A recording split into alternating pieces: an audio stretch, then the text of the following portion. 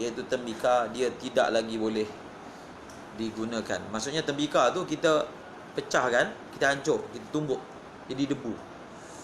Boleh tak guna untuk tayamum? Tak boleh. Sebab bila dia dah bakar, dia dah jadi keras tembikar tu, dia sudah bertukar nama daripada tanah kepada tembikar.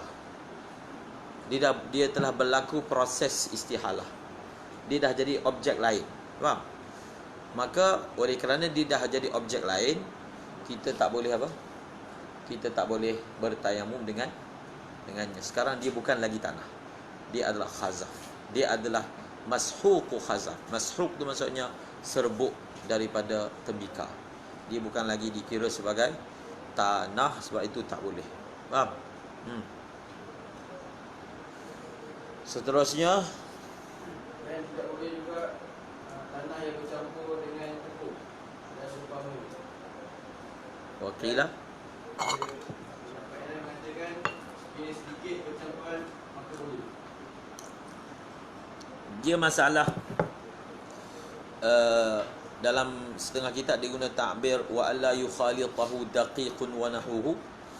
Dia tidak bercampur dengan tepung, dia tak bercampur dengan pasir dan lain-lain. Maknanya objek lain yang bukan tanah. Dia punya elat dia, kalau tanah debu tu campur dengan tepung, dia menghalang wusulu at-turab ilal basharah. Faham? Bila dia campur, kan syarat tayamum tu dia mesti tanah tu yang bertempik di anggota tayamum. So kalau dia bercampur dengan tepung, jadi benda yang bercampur tu dia halang daripada tanah tu boleh kena dekat kita punya tangan. Dia samalah, jadi masalah air, di atas air, di atas anggota kita ada sesuatu yang menghalang air, maka wuduk kita tak sah. Maka begitulah juga kalau ada sesuatu yang menghalang tanah daripada sampai ataupun menyentuh anggota tayamum, kulit anggota tayamum, maka tidak sah. Faham? Itu elah kepada syarat ni. Seterusnya, Wala bi musta'malin ala su'idi. dalam masalah tanah ni, dia ada tanah musta'mal ke? Ada dua qaul, ada dua wajah. Wajah muqabil dia kata tak ada. Tak ada. Musta'mal ni hanya cerita air sahaja. Pendapat yang sahihnya, dalam tanah ni pun ada turabun musta'malu. Cuba tengok apa dia punya hujah dia tentang masalah turabun musta'mal. Apa dia punya dalil dia? Wala bi musta'malin ala su'idi kalma wasani yajuzu li'annahu la yafa'u hadasa illa fil ma'i Lagi. wa yafa'u li'annahu intaqala ilayhi al-man'u. Apa dia? Li'annahu intaqala ilayhi al-man'u.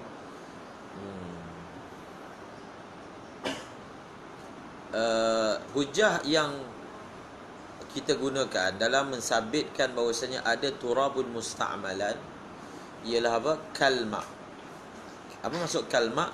Kita kiaskan turab musta'mal ini dengan air. Kias. Seperti mana ada air musta'mal, maka ada tanah musta'mal. Faham? Muqabil sahih dia berhujah begini. Dia kata tak boleh kias, tak sama. Kalau kita guna air, air ini dia berperanan mengangkat hadas. Kita kan belajar tayamum ni dia panggil apa? Taharah darurah. Faham? Dia bukan taharah asliyah. Sebab itu tayamum tidak mengangkat hadas. Satu orang dia tayamum sahaja, aku tayamum mengangkat hadas kecil, tayamum dia tak sah. Tayamum tak boleh niat mengangkat hadas.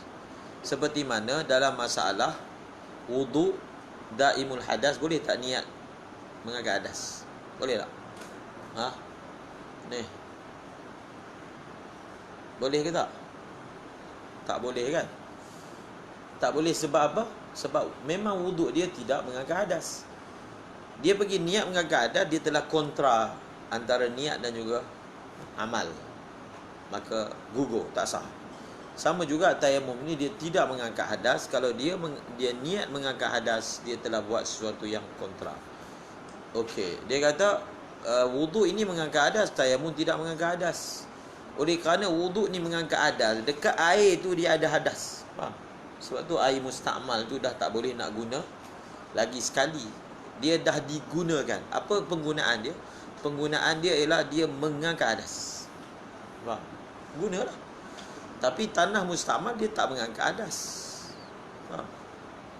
Jadi dia bila dia tak mengangkat hadas, dia tak adalah unsur yang dipanggil isti'mal tu, faham? Musta'mal, isti'mal. Dan hujah ini ditolak. Hujah yang digunakan oleh muqabil ataupun al-wajhul thani wa yudfa' ditolak. Faham? Disanggah hujah tersebut. Disanggah hujah tersebut. Jadi saya tak jelas apa dia punya cara jawapan yang dia gunakan untuk menyanggah penghujahan wajah saja. Nanti kita tengok balik. Seterusnya.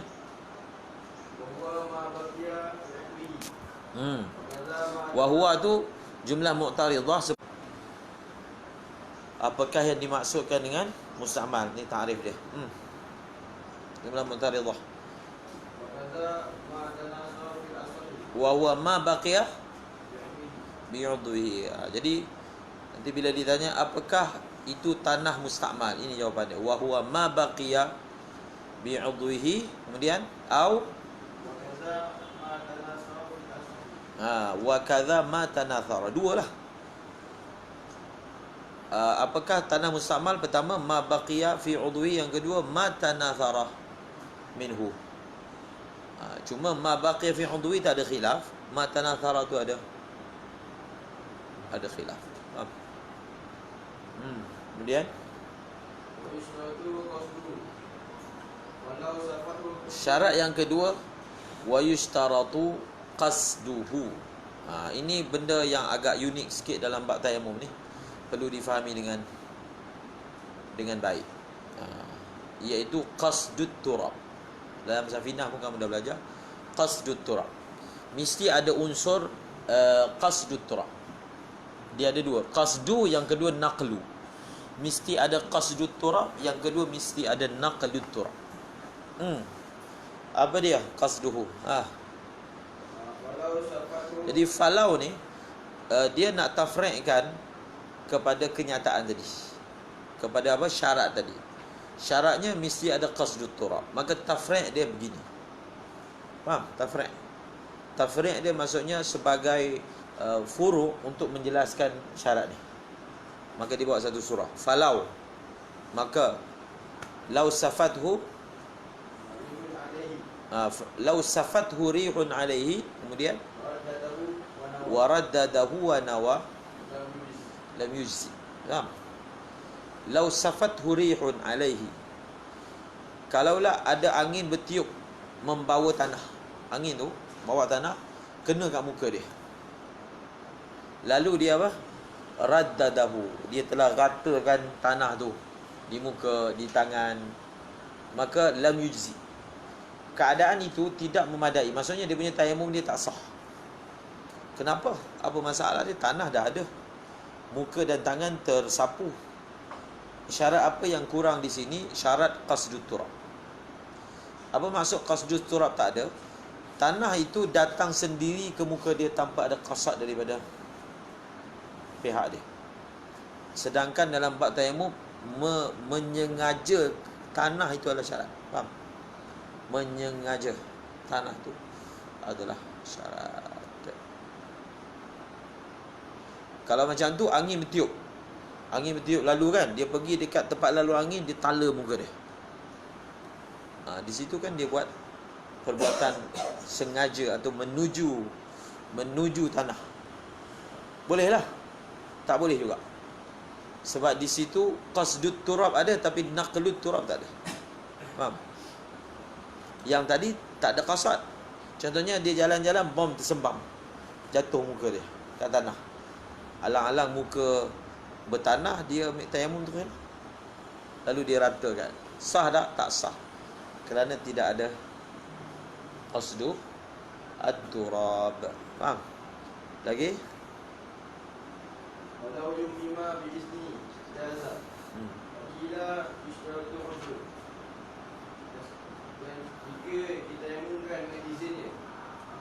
Ini pun pecahan daripada syarat ini juga. Dia buat satu lagi masalah.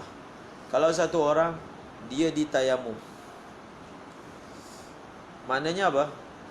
Perbuatan tayamum tu bukan datang daripada pihak dia, tapi daripada pihak orang lain. Orang lain yang tepuk tanah, orang lain letakkan kat muka dia. Tapi dia izinkan. Dia izinkan untuk mereka melakukan sedemikian pada dirinya. Ada khilaf. Pendapat muktamad dia memadai. Waqilah, waqilah ni ada wajah dhaif. Ada wajah lain mengatakan Qil ni bukan nama ulama kan? Kan ada ulama nama Qil. Bila kita kata ada Qil mengatakan, maksudnya qala asy-syaikh Qil. Ada ulama nama Qil ke? Yalah, ada Qil mengatakan. Qil tu siapa? Macam dalam kitab fiqh dia kata disunatkan nikah kan. Yustahabbun nikahu 'inda tawaqqan. Faham? Dia kata, dia terjemah disunatkan nikah di sisi Asy-Syaikh Tawaqqan.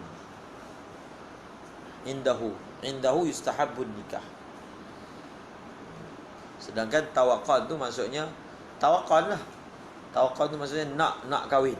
Tawaqqan taqayatuqu masdar. Tawaqqan di sisi Syekh Tawaqqan. Indahu. Macam inda Syafi'i, inda Abi Hanifah kan. Inda tawaqqan. Jadi kita terjemah qil ni ada satu wajah dhaif. Seperti mana kita faham, kalau wa fi qaulin qaul dhaif, kalau waqila wajah dhaif. Faham? Qil tu merujuk pada wajah, maksudnya wajah salah seorang daripada ashab Syafi'i. Macam ada wajah dhaif mengatakan boleh orang lain tayamum kan, tetapi disyaratkan uzur.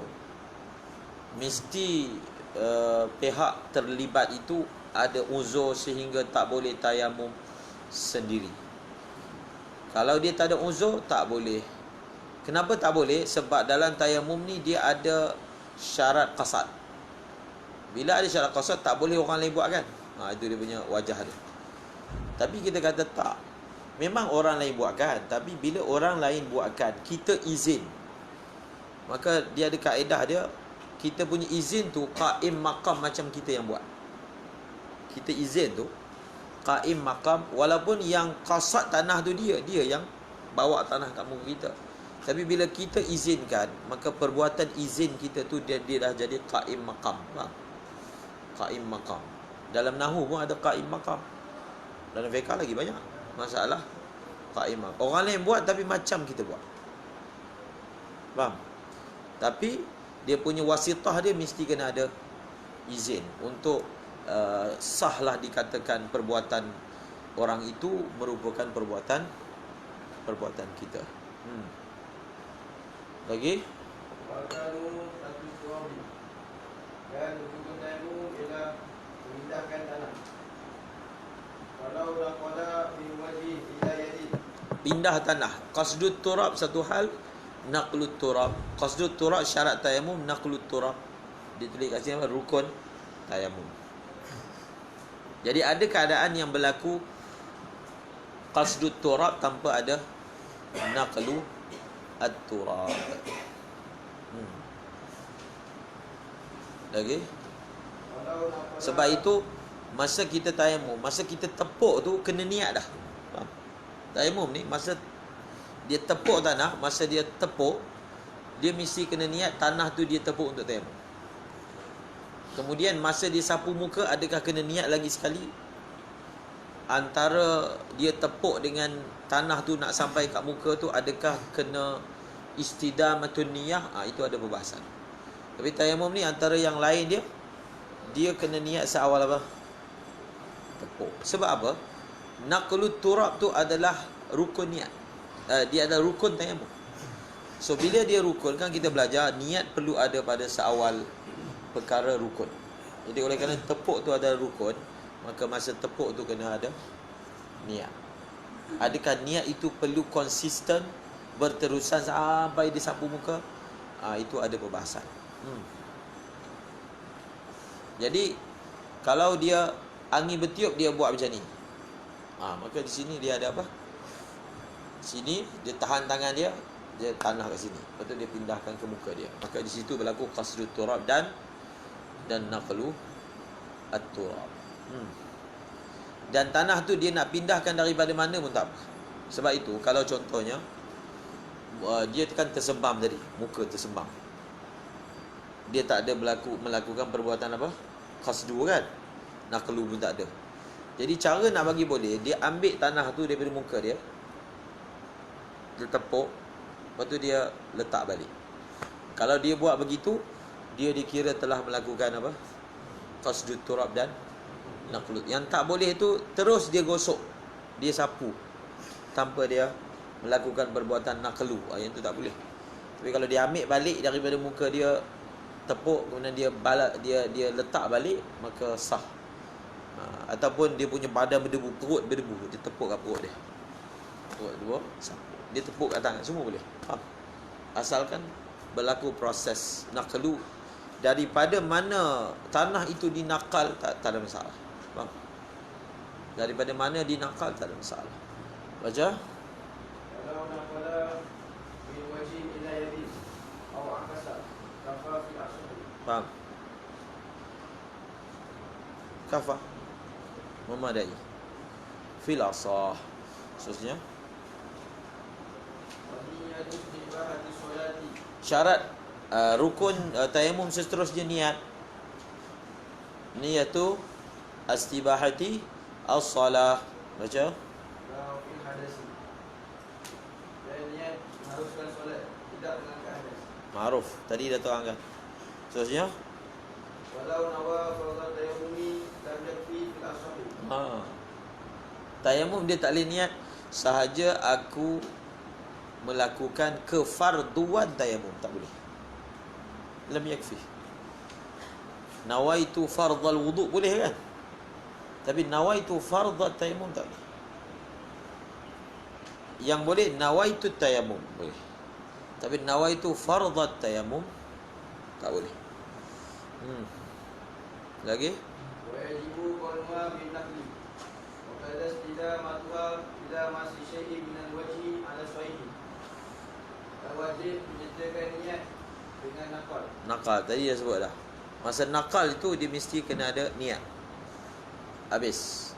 Wa yajibu qarnuha bin naqli. Kemudian Dan begitu juga berdosa dengan niat sehingga menyapu sesuatu daripada wajah. Itu pendapat yang sahih. Begitu juga niat itu dia mesti istidamah. Istidamah tu maksudnya dia mesti berterusannya niat itu kekal konsisten, ada wujud sampailah disapu muka. Maknanya daripada ditepuk sehingga disapu tidak boleh dipanggil berlaku uzubun niyah, kosong daripada niat antara keduanya. Jadi sebenarnya masalah istidamatun niyah ni dalam minhaj ni dia tarjihkan wajib, mesti kena ada istidamatu an-niyah. Sebahagian kitab menyebut bahawasanya sebenarnya ini dhaif. Walaupun minhaj kata rajih, tapi dia dhaif. Pendapat muktamad dia istidamatun niyah itu tidak wajib. Yang wajib masa sapu muka tu ada niat. Kalau masa tengah-tengah antara nakal dengan sapu muka tu kalau kosong daripada niat, tidak ada apa? Tidak ada masalah. Faham? Kemudian Kemudian kita kena faham konsep. Konsep dia adalah tayamum ni adalah taharah darurah. Taharah darurah dan taharah dhaifah. Dia dhaif. Apa maksud dia dhaif? Dia tidak mempunyai kekuatan seperti wudu dan mandi. Apa maksud dia tak ada kekuatan seperti wudu dan mandi? Kita tak boleh buat dengannya apa yang kita boleh buat dengan wudu dan mandi. Misalnya dengan wuduk kita boleh semayang lebih daripada satu fardu. Dengan tayamum kita tak boleh buat lebih daripada satu fardu. Itu contoh yang melambangkan bahawasanya tayamum ini adalah taharah dhaifah. Yang kedua, dia adalah taharah darurah kan, tadi disebutkan. Bila kita kata dia taharah darurah, darurah ni darurat. Bila kata dia taharah darurat, dia hanya boleh dibuat dalam situasi darurat sahaja. Faham? Apa maksud situasi darurat? Bila betul-betul dikira darurat. Bila orang tu nak pakai lah. Sekarang dia nak semayang kan. Bila dia nak semayang, dia perlu ada dalam keadaan suci. Itu dipanggil keadaan darurat. Bila belum lagi dia nak semayang, belum lagi sampai ke tahap darurat. Sebab itu dalam tayamum disyaratkan mesti tayamum lepas masuk waktu. Faham? Mesti tayamum tu kan syarat dia mesti masuk waktu. Sebab bila waktu belum masuk, belum sampai lagi tahap darurat. Apa maksudnya? Belum lagi sampai tahap keperluan untuk solat. Solat hanya boleh dibuat lepas masuk waktu kan.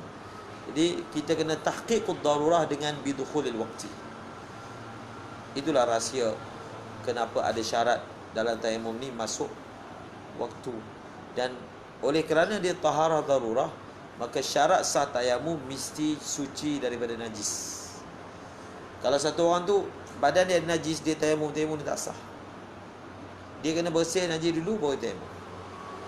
Faham? Wuduk boleh. Satu orang dia kencing tak basuh, ambil wuduk. Lepas ambil wuduk baru basuh. Sah tak wuduk dia? Sah, tayamum tak sah. Faham?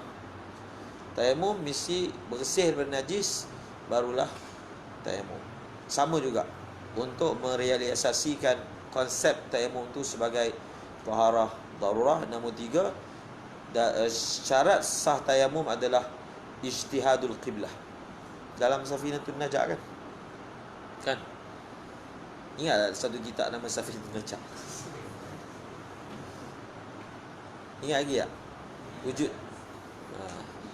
Ditulis dalam kitab tu, wa ay yajtahida qablahu, hendaklah dalam tayamum ni, sebelum kita tayamum kena ijtihad kiblat dulu. Kena ijtihad kiblat dulu. Kena tahu kiblat baru tayamum.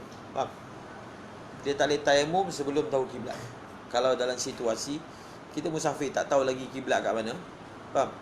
Maka tunggu masuk waktu suci najis, tahu kiblat, lepas tu baru tayamum. Sama lah. Supaya apa? Lepas tayamum dia dah ready nak semayang. Kiblat dah tahu, badan dah bersih dari najis. Faham? Itu dia punya wajah dia. Baca.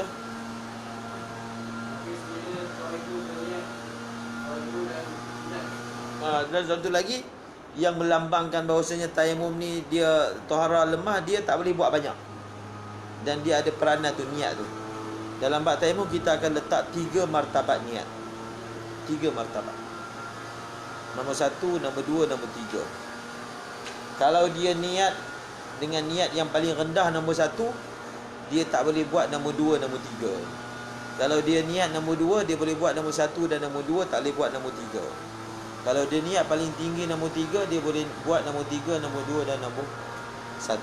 Jadi kita bahagikan dalam tayamum ni, dalam bab niat kita bagi nama maratibun niyah fit tayamum, martabat-martabat niat dalam tayamum. Cuba tengok dan nanti buatkan dia punya khulasah dia.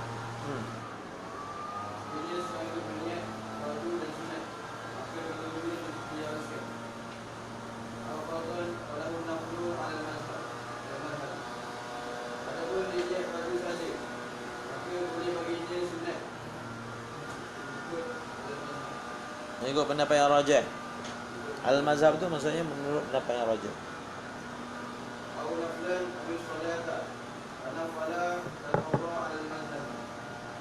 Ataupun dia niat sunat saja, ataupun niat solat, maka dia melakukan amalan sunat, tidak baru.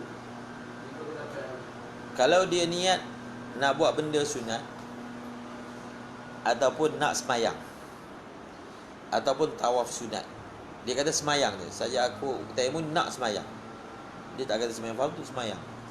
ataupun dia memang tayamum untuk buat sembahyang sunat ataupun tawaf sunat, maka tanaffala, dia bolehlah buat benda-benda sunat la fardha. Dia tak boleh buat apa? Dia tak boleh buat benda fardu menurut pendapat yang alal apa? Al mazhab juga. Lagi? Seterusnya?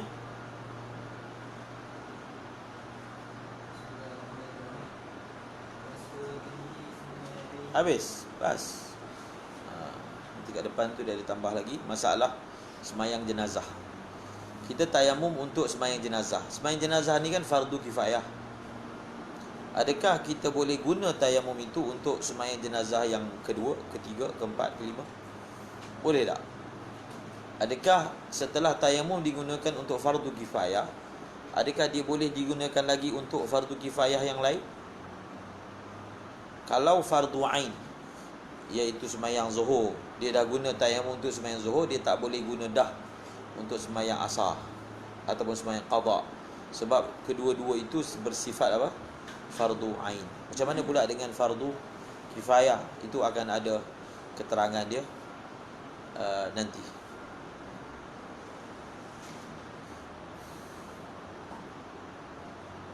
Baca.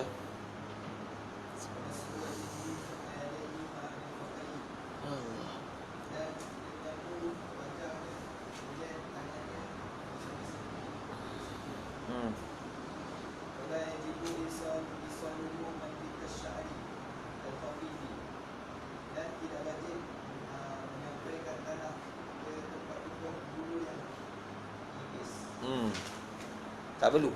Dia tak sama macam wuduk. Lagi?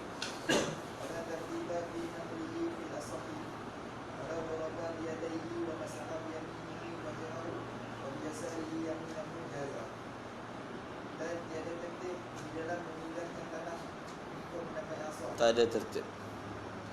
Dia pindah, dia tepuk untuk tangan dulu sebelum tepuk untuk muka. Boleh. Faham? Contohnya, tangan kanan dia tepuk dulu, lepas tu dia tepuk tangan kiri. Tangan kiri tepuk dulu, lepas tu tepuk tangan kanan. Tapi tangan kanan ni dia gunakan untuk sapu muka. Faham? Betul. Jadi maknanya apa? Pindah tanah tu, dia pindah tanah untuk sapu tangan dahulu sebelum pindah tanah untuk sapu muka. Faham? Faham ke faham? Tangan ni tepuk. Dia tepuk sini, lepas tu dia tepuk satu lagi sini. Tapi tangan kanan ni dia guna untuk sapu muka. Jadi maknanya tangan yang sapu muka ni dia tepuk nombor 2 sebelum tangan yang dia guna untuk sapu tangan kan. Tak ada masalah. Dia kata wala tartiba fil naqli. Faham? Tidak ada tertib dalam masalah menakalkan. Yang perlu tertib masa sapu tu. Masa sapu pastikan sapu muka dulu baru sapu tangan. Masa dia tepuk tu, dia nak tepuk tanah untuk muka dulu ke, atau dia nak tepuk tanah untuk tangan dulu ke, tak ada masalah. Faham? Okey.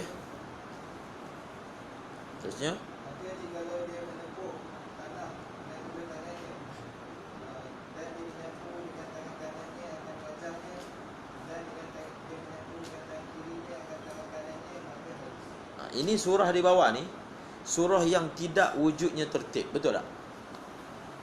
Saya boleh bagi tahu kenapa kita kata surah ni surah yang tak wujud tertib.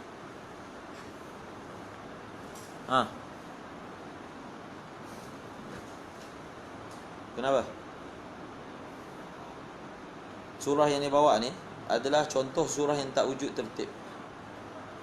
Sebab apa? Sebab dia buat serentak. Serentak tak tertib.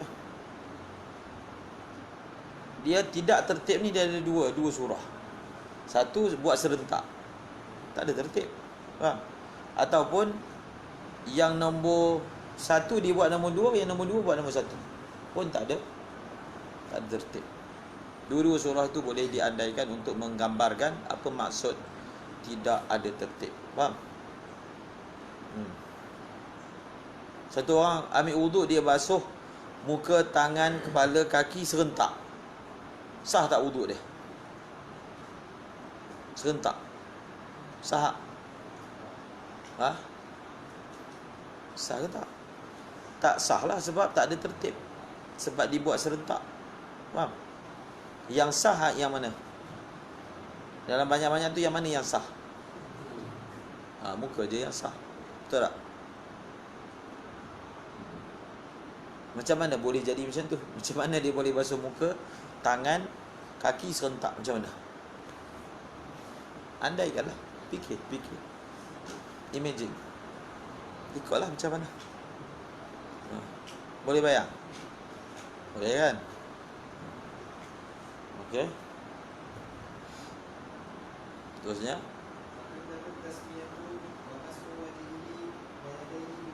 Apa dia? Baca bismillah. Disunatkan. Lagi? Bidarbatain. Di sini Imam Rafi'i kata sunat. Sapu dua tangan dan muka ini dengan 2 kali tepuk tu sunat. Dhaif, kan? Muktamad dia 2 kali tepuk tu adalah wajib. Lagi? Faham?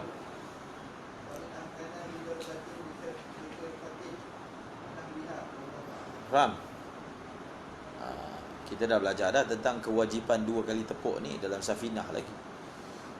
Semua dalam Minhaj ni kita dapat tahu rupanya ada khilaf antara Rafi'i dan juga Imam Nawawi. Imam Rafi'i kata disunatkan sahaja 2 kali tepuk. Macam mana satu orang boleh tayamum dengan sempurna tapi 1 kali tepuk je? Sepatutnya kalau 1 tangan je tak cukup. Dia tepuk sekali je. Faham tak? 1 tangan ni guna untuk muka tak cukup. Tak boleh nak rata. Faham tak? Jadi dia andaikan dengan surah khirqah, pakai khirqah kabirah. Dia ambil kain besar ni. Kain tu ditepuk sekali. Jadi separuh kain dia guna lap muka dia, separuh lagi dia guna untuk sapu tangan dia. Faham? Boleh? Kalau boleh lah, atas qaul Imam Rafi'i tu sah. Sebab apa? 2 kali tepuk tu hanyalah sunat. Dalam surah ni 1 kali je. Sebab kalau ditepuk pakai tangan ni, dia tak boleh nak jadilah. Sebab apa? Sebab memang tak cukup. Memang tak akan rata. Isti'ab tu tak dapat nak berlaku. Sebab itu diandaikan surah dia ialah dia tepuk pakai khirqah kabirah. Sekali tepuk je boleh cover muka dan tangan. Di sisi Imam Nawawi tidak sah. Di sisi Imam Rafi'i sah. Cuba tengok apa penghujahan ni. Agak rumit sikit nak mengistidlalkan masalah wajib 2 kali tepuk. Kalau kita fikir sekali imbas kan, maksudnya adalah tanah rata di kawasan yang perlu disampaikan tanah. Tepuk sekali 2 kali tak penting kan? Sekali ke 2 kali ke? Kalau tepuk 2 kali tak cukup, kena tepuk 3 kali. Kena tepuk 3 kali. Faham? Kalau 2 kali tepuk tanah tak dapat lagi nak cover, maka kena tambah lagi tepuk. Faham? Kali ketiga pula. 3 tak cukup, tambah jadi 4. Jadi kita jadikan bahawasanya maksud dia adalah rata. Kalau sekali dah rata, bas madai. Kalau 2 kali belum rata, kena tambah 3 kali. Tetapi kita kata dalam bab ini dia sama macam masalah istinja. Dalam masalah istinja bukan maksudnya hanya bersih, inqa. Faham? Senyangan batu. Bukan maksud dia hanya bersih saja, tapi 3 kali tu adalah maksud. Nombor 3 tu penting. Faham? Jadi kalau kita nak faham cara dia punya istidlal, kita kena faham konsep yang dipanggil ta'abbud. Faham? Dalam hadis Nabi SAW tayamum tepuk 2 kali. Jadi kita pun tayamum kena tepuk 2 kali. Faham tak? Dalam hadis Nabi kata 3 kali, 3 kali lah. Jadi 3 dan bersih, dua-dua syarat. Kalau bersih tak ada 3 tak boleh, 3 tak ada bersih pun tak boleh. Sama lah juga Kalau rata ada tapi tak ada 2 kali tepuk tak boleh. 2 kali tepuk ada tapi rata tak ada pun tak boleh. Faham? Baca. Ini sunat. Wa yukhaffiful ghubar. Ghubar tu kita nipiskan. Sunat. Supaya tak buruk sangat dia punya muka dengan tanah. Lagi wa mualatut tayammumi kal wudu. Dalam wudu ni mualat ni wajib ke sunat? Sunat. Apakah surah mualat dalam wudu ni wajib? Ni Bashir. Apakah surah mualat dalam wudu ni wajib? Bagi. Mualat ni sunat kan? Wa fi qaulin qadimin apa? Tajibu. Ada? Depan ni Tak dalam matan. Dalam matan bab wudu Cuba tengok dalam bab wudu qaulin qadim kata wajib tu.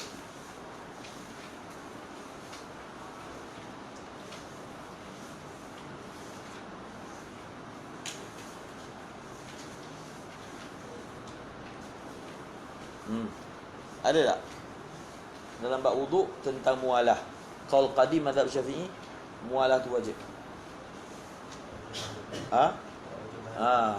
Wa aujabahal qadimu.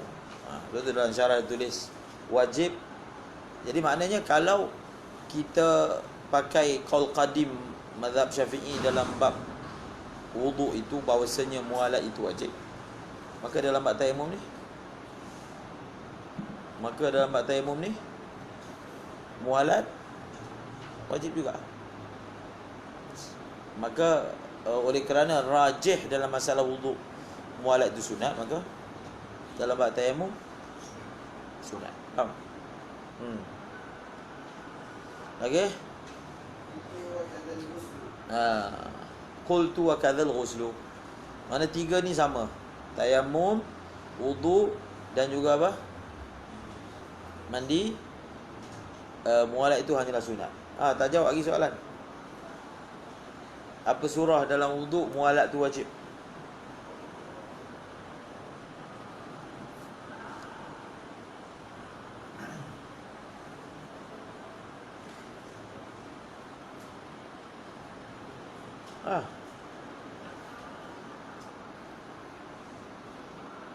Az-Zahar.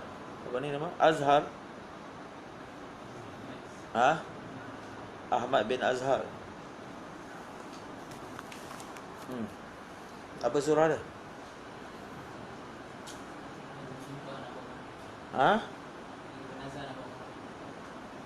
Dia bernazar nak wuduk secara mualat.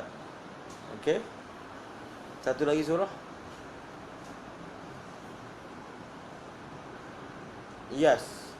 Ayas.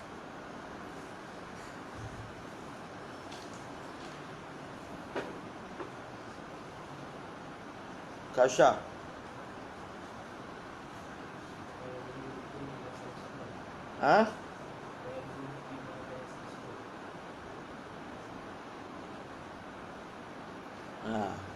Ayat yang lebih umum.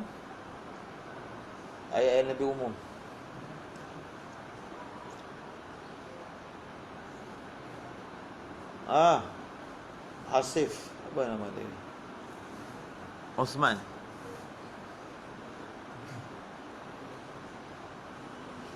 Safinatul Najah je jawapan dia. Tak perlu kita tinggi-tinggi pun.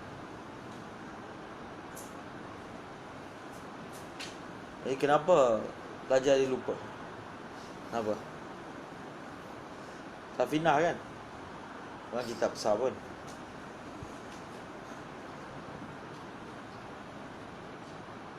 10 syarat sah wudu.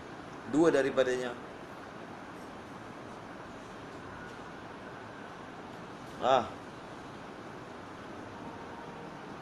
tak tahu.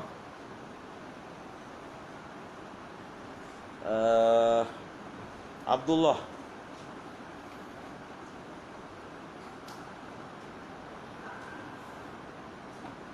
Ayat yang lebih umum.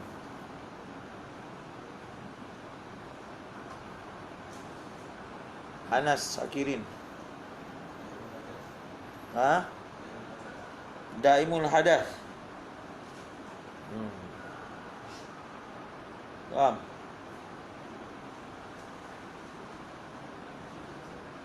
Jadi kena belajar, faham? Kena belajar cara tanya, kena belajar cara jawab. Faham tak? Kalau soalan tu khusus, kita jawab khusus. Kalau soalan tu umum, jawab. Ataupun kadang-kadang soalan tu khusus tapi kita jawab umum, untuk ta'mimul faedah. Faham? Kalau kita sebut salisul baul, jawapan tersebut tidak menggambarkan dia punya ilat, dan mungkin orang akan bayangkan bahawasanya masalah itu hanya khas untuk salisul baul. Faham? Sedangkan dia ada ilat mustarakah. Apa maksud ilat mustarakah? Iaitu siapa-siapa yang mengalami masalah daimul hadas. Kalau kita guna perkataan daimul hadas, bawah tu kita boleh masukkan mustahadah, kita boleh masukkan salisul mani, boleh masukkan salisul madhi, boleh masukkan apa-apa lagi, salisul rih ke benda ke, boleh masuk. Tapi kalau sebut salisul baul, nak kena sebut lain pula, mustahadah, nak sebut lagi. Sebut satu perkataan yang mana dia boleh mencakupi semua aksam yang sebutkan tadi. Jadi dia punya jawapan jadi lebih ringkas berbanding jawapan tadi. Faham? Kalau kamu tengok dalam syarah, cuba tengok. Ulama sangat ihtimam dalam penggunaan ayat. Dia kata lebih baik musannif guna ayat macam ni, kerana ayat ini lebih akhsar, lebih ringkas berbanding kalau diguna ayat begini. Faham? Itu kan kita belajar dalam syarah. Itu bukan saja belajar, supaya kita juga membentuk kalimat dan ayat kita seperti itu juga. Itu yang kedua. Yang ketiga, yang ketiga apa? Surah mualat tu wajib.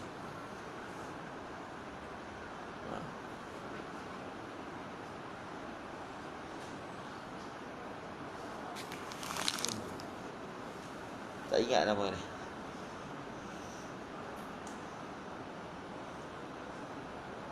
Ziyad. Saya boleh bagi tahu satu lagi surah mualat tu wajib.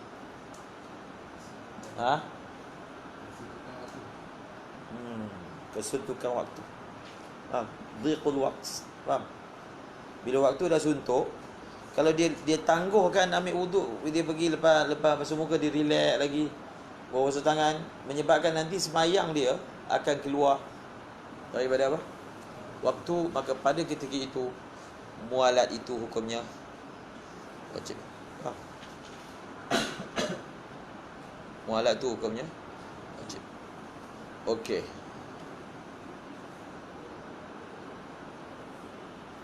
Apa beza ketiga-tiga wajib ni? Apa beza dia? Faham tak apa beza ketiga-tiga wajib ni?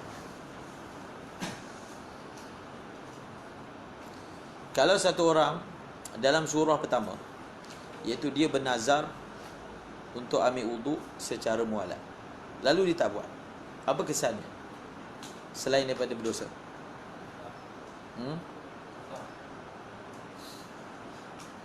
Farah lain. Kesan wuduk. Farah tu dah bab kafarah. Wuduk je, fokus. Kesannya apa?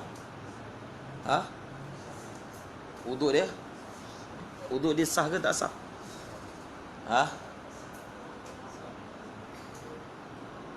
Kalau satu orang daimul hadas, dia ambil wuduk tapi tidak mualat, apa kesan wuduk dia?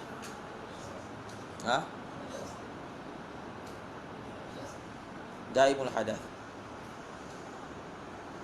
wuduk dia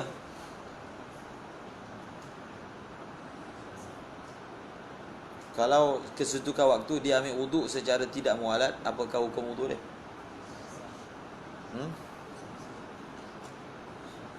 Sah. Wuduk dia sah tak? Sah. Wuduk dia sah tapi haram. Surah yang kedua, daimul hadas, wuduk dia sah tak? Daimul hadas, wuduk dia sah tak? Tak sah. Sebab daimul hadas mualat tu syarat sah wudu. Syarat sah. Faham? Ini nazar. Nazar tak sah. Faham? Wudu dia tak sah. Sebab pada ketika itu mualat tu jadi syarat sah. Seperti mana satu orang bernazar untuk semayang secara berjemaah, maka kalau dia semayang tidak secara berjemaah, maka semayang dia tidak sah. Faham tak? Sebab itu kita belajar salah satu dari 4 jenis semayang yang diwajibkan niat berjemaah dalam takbir adalah semayang yang dinazarkan berjemaah. Apa maksud syarat? Maksudnya kalau dia tak niat berjemaah dalam takbir, maka semayang dia tidak sah. Faham? Okey, baca seterusnya.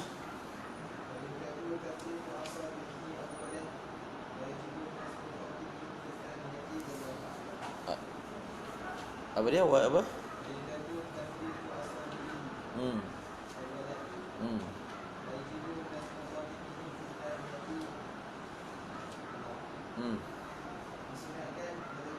Meregangkan jari. Okey.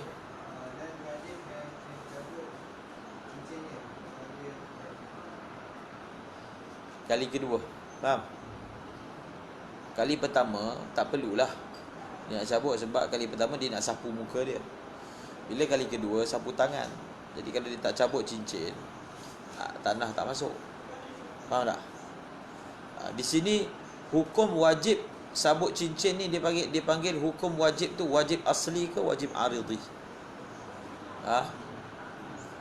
Wajib asli ke wajib aridhi?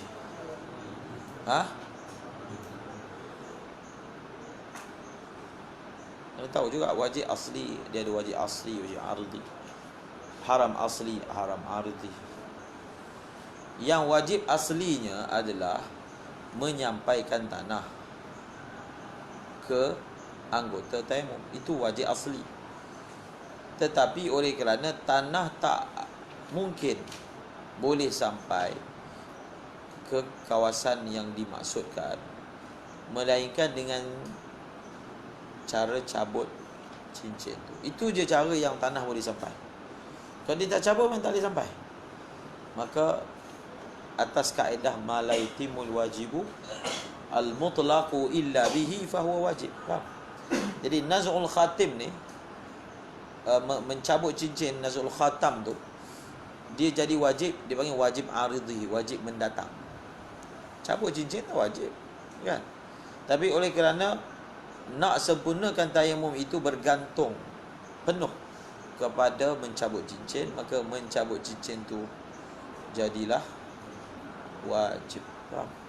Kalau dia boleh buat, dia tayamum dekat tangan tu, tanah boleh masuk bawah cincin tu walaupun tak cabut. Kalau boleh buat, tak payah cabut cincin. Faham? Itu faedah maksud wajib aridhi tu. Faham? Kalau boleh lah, boleh. Boleh tak buat? Macam mana suruh dia? Jolok. Kalau boleh, okey. Kalau tak boleh, maka cincin tu wajib ditanggalkan. Faham? Sama juga ulama kata, banyak ni hukum wajib aridhi. Contohnya menyelat jari hukumnya sunat. Tetapi kalau air hanya akan masuk di celah-celah jari itu dengan cara selat, selain daripada selat tanpanya, maka air tak masuk, maka ketika itu selat jari jadi wajib. Faham? Sama juga wajib aridhi.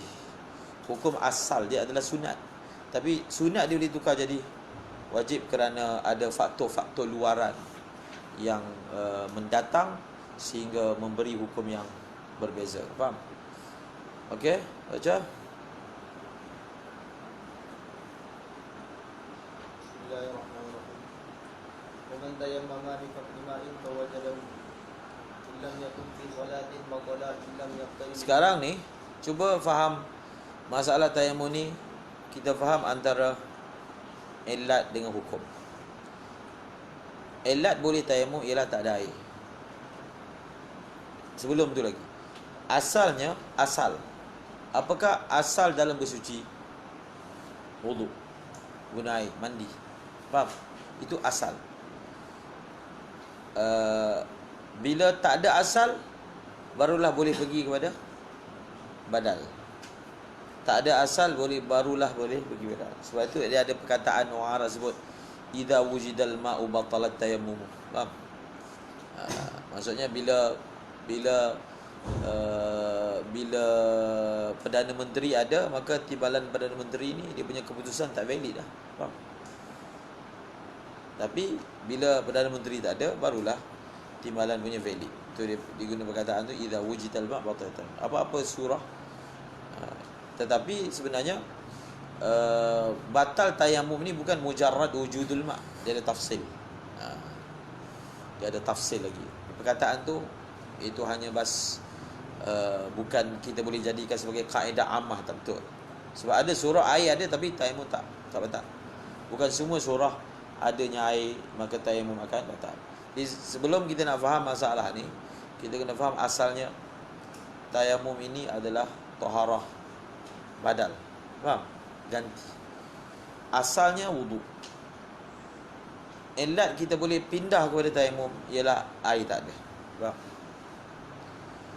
Jadi kalau air ada, maka apa? Batallah hukum boleh tayamum. Faham? Bila batallah hukum boleh tayamum, maka tak bolehlah tayamum. Bila tak bolehlah tayamum, maka kena ambil wudu.